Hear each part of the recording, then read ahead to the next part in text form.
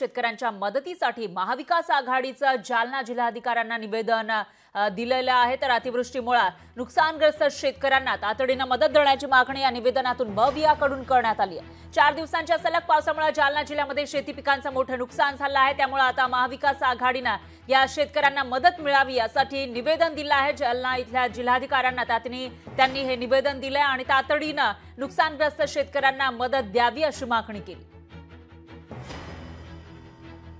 सगळ्यांच्या वतीनं निवेदनात आम्ही स्पष्ट एवढंच म्हटलंय की सरसकट पंचनामे गृहीत धरावेत झालेत असे, कारण 65 mm चा पाऊस जालना जिल्ह्यात सर्व ठिकाणी आहे, सर्व सजेमध्ये आहेत आणि त्यामुळे आता वैयक्तिक पंचनामे करण्याच्या भानगडीत पिकांच्या बाबतीत पडू नये।